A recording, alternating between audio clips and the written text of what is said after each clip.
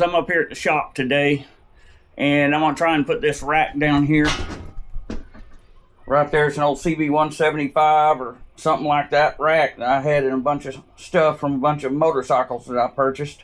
So I powder coated it black and opened up the ends to where they'll go right here behind these shocks, just like the original. And then I'm gonna make some brackets that come off this back tube back here to go across and bolt to those two bolts that are right there that used to bolt to the taillight assembly on the rear fender of the CB175. So I'm going to set you down over here.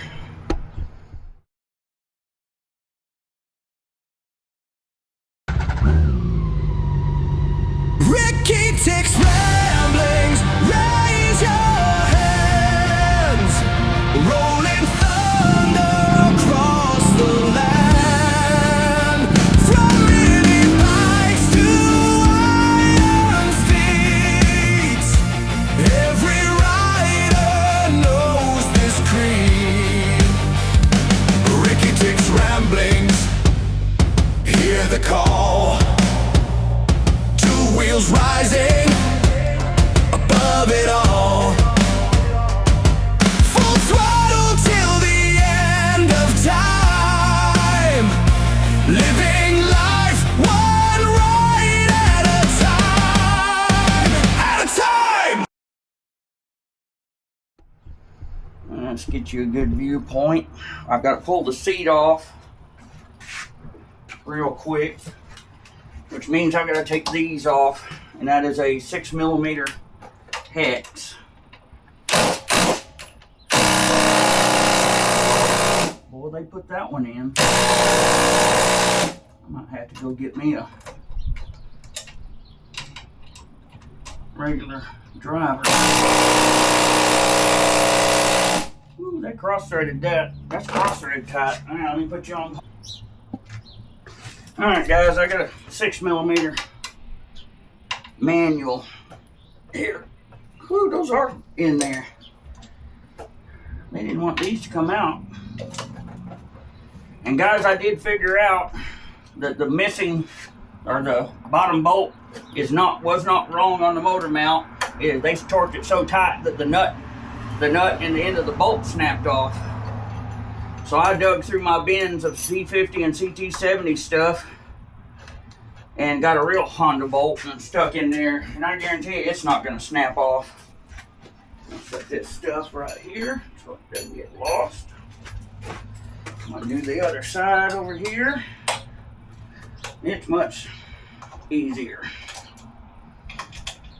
And something I found a long time ago, little extendable magnets. If you've got stuff in a recess, use these magnets. Well, these are stainless steel bolts. They're almost not magnetic, but yeah, use these to get it out of recesses and body panels and stuff so you don't drop your bolts and lose them. That works real handy in these recessed body panels and such.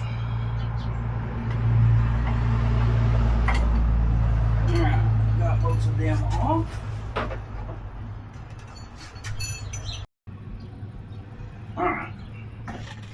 Alright guys, back onto this. You got a 10mm bolt here and a 10mm bolt right here to get the seat off. So I'm going to pull the seat off.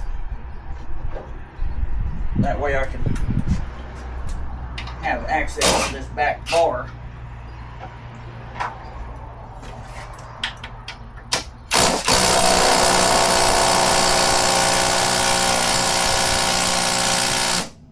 They put that in there hard. Let me go get a wrench. Okay, I got me a 10mm wrench. I'm going to put this sucker together for some torque.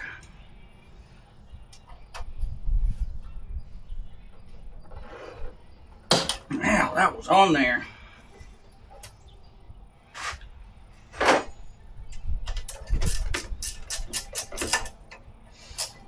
Now a little tip, if it wants to keep going back and forth, just put your finger on the inner gear there, and it'll let you just keep going like this if it's too stiff to hit it with your fingers, and screw it or unscrew it with your fingers.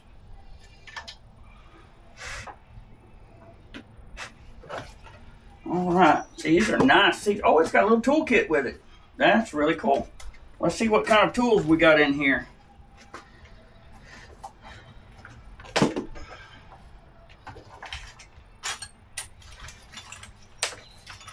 Hey, this is a nice little toolkit.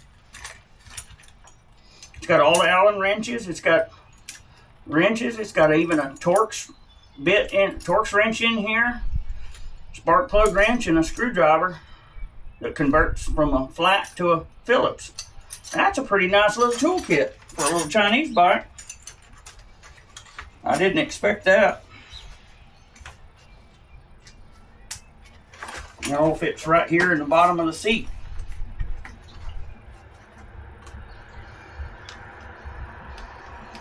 Got O-ring around that and snap it around that. Perfect. I'm gonna set this down here. Let's go ahead and get these rings pulled out. I got some 1-inch collars. I think they're gonna be a little big, but they don't have to tighten down tight on their own. I'm probably gonna sleeve them with some rubber so that they don't scratch the frame rail.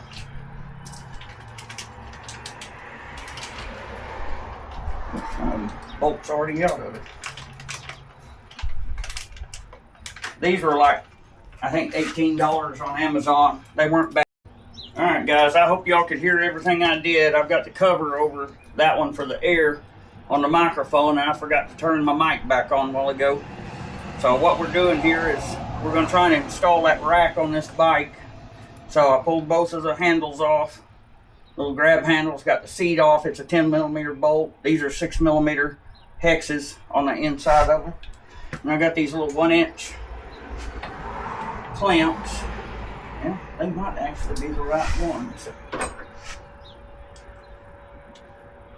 And that's going to be a 4mm. And I've got a 5. Let me go get the 4mm. Now, of all things, they're 3/16. I didn't think that these would be a standard, but since it is a 1-inch bore, I guess it's going to be a standard size hex. Oh, these are actually perfect size for this tubing. Get it as close as I can to the... Alright guys, what I'm trying to do, see, I've got the shocks moved out and I bolted it behind the shocks there. Now I've got these wheel collars on there,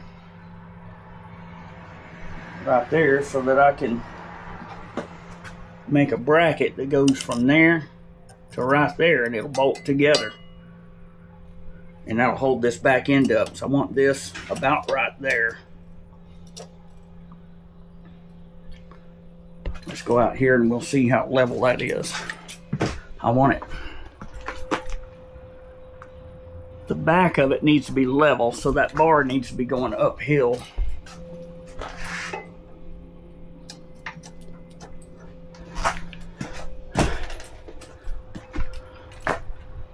Oh yeah, that's perfect right there. I could almost just weld those bolts directly to those collars there. Take the paint off of them, weld them straight to those collars, and call it good. I wish I had my welder up here in the front, and I could just tack it right now. Alright guys, I got everything welded up, painted up. See if I can get this thing to fit on here now. That looks pretty good. These kind of lined up. I hope it didn't move too much. Yeah, when you're doing something like this, bolting this stuff up, you don't want to use an impact or electric ratchet on this. You want to feel how much torque you're putting on it when you're tightening this stuff down. It's just real easy to strip these collars out if you do it wrong. These don't have to keep it from rotating. All it's doing is supporting the tail end of this rack, and I'm not going to put much weight on this rack. It's just to put my bag and stuff on. I've got a tail bag I'm gonna put on here that way I can carry my camera stuff with me when I go places. I'm gonna carry various things in the bag, a little toolkit, further than what the toolkit is underneath the seat. There we go, that longer screw's going on in there now.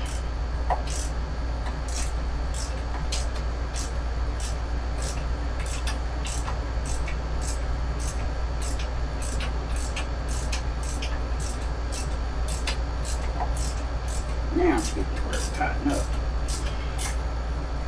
And it looks,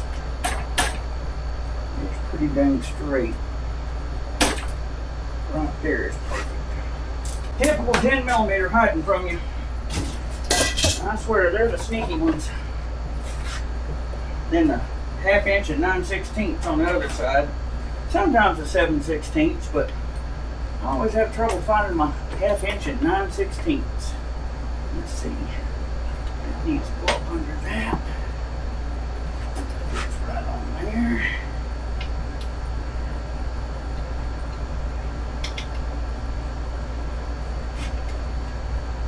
Sure like this seat. It is firm but comfortable. And it really reminds me of the seat concept seat that I had on my 2018 KTM 690 Enduro R. It really is a nice feeling seat. And I've ridden on it quite a while and it didn't wear me out. And it doesn't take much to wear me out when it comes to seats. All this arthritis I've got.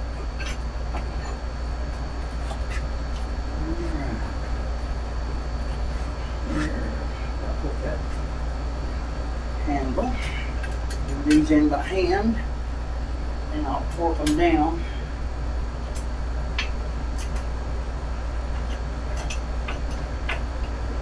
Now, I bet that handle's not going to fit. No, I think my handle's going to be in the way for the, yeah, just a little bit in the way. Dadgum.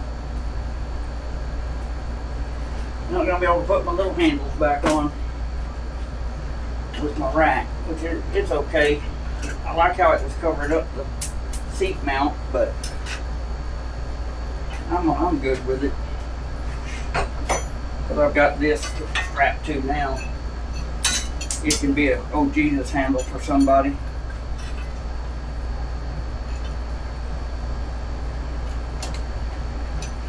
See, I can get the front bolt in, but the back bolt needs to go down a little bit. There's not enough room for it to fit, so I'll just leave them off for right now. I'll grind on them a little bit and make them fit later. I want to get on a ride today. We're going to try and see how my buddy's 2025 Monkey holds up to this thing.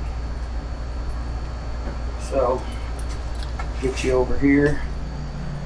You can see how it all fit. It's real good.